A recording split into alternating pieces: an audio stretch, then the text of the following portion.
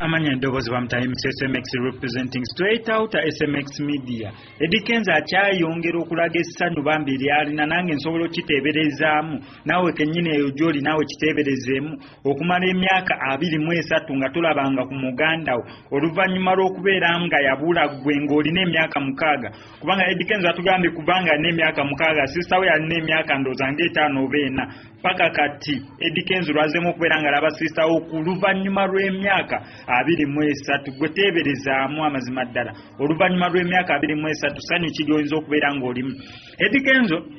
yatubuulidde story ye engeri byonna byonna gye byazzeemu tukitegeera bulungi munero ono sister we yamulabye oluvannyuma lw'ennaku nga 5 naye kuva ku olwo ennaku 5 awo emabega paka kati Eddy Kenzo ali mu masanyu gokka postinga sister we dduwa zifuuse dduwa buli kimu kwegamba kigenda mulaala gwe teeberezaamu muganda wo maama y'omu ne taata y'omu ng'amazima ddala yakubulako ng'olina emyaka 6 n'oddamu mulaba oluvannyuma lw'emyaka 23. Eddy Kenzo atugambye munera sister we Yabula atya yabadde anyumya story ya sister we okubula kwegamba nabyo nga bikwasa ennaku. Eddy Kenzo nga ye bulijjo wazza atugamba mbu ye kaana kambata bambi maama wabwe oluvannyuma lw'okufa Eddy Kenzo nga bakyali baana bato yakwata sister we ne babatwalako ewantu we balina okubeera naye ewantu gye balina okubeera mbu Eddy Kenzo yakwata sister we nga bakyali bato. Eddy Kenzo yakikatiza mbu yali awo myaka nga 6 kakitwala emyaka 6-7 n'akwata sister we n'amutwala ewantu ye gye yali asuubira mbu neera awo bajja mulabirira yawo n'agenda ku street nga bweyazenga atubuulira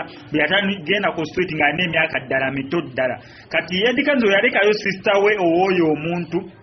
ye Eddy Kenzo n'ajja ku street. Eddy Kenzo oluvannyuma lw'ebbanga ettonotono addayo oyo omuntu gwe yalekera sister we okulaba ku sister we agenda otuukawo ng'oyo omuntu ye yamugamba mbu sister we nina omuntu omulala gwe namukwasa abeereeyo mu sayidi z'emukono. Eddy Kenzo n'agenda ne bamuwa ennamba y'essimu anoonye oyo omuntu yali sayidi z'emukono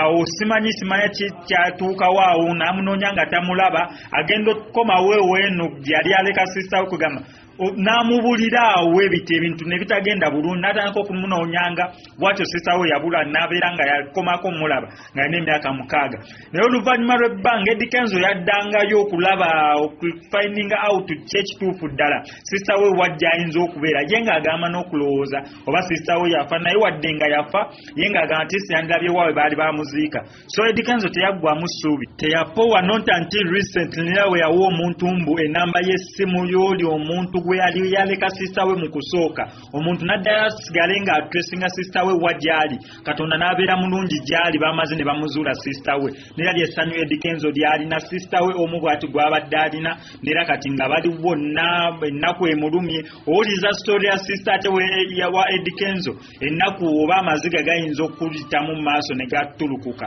kubanga abonyeebonye ng'ate naye tamanyi exactly ngeri ye gyali muto kweganga tali sure ye kujja kunoonya Eddy Kenzo nga tamanyi mboba Eddy Kenzo oyo ye Eddy Kenzo Muganda wengeri ye gyamuleka nga akyali muto kati nga Eddy Kenzo ate yalina obuvunaanyizibwa obanga yasobola okonfaminga sister we mbono ye sister we ndooza mukitegeera sister we yali omuto nga talina gwatandikira gamba muganda wange yali ono kijuke n'amannya gakyuka ono ali mu fame paka wakizudde mbu ne brother we Eddy Kenzo naye Eddy Kenzo ng'asobodde okubeera nga kikonfaminga bwe batyo kati bajoininze batandise okubeera nga balivinga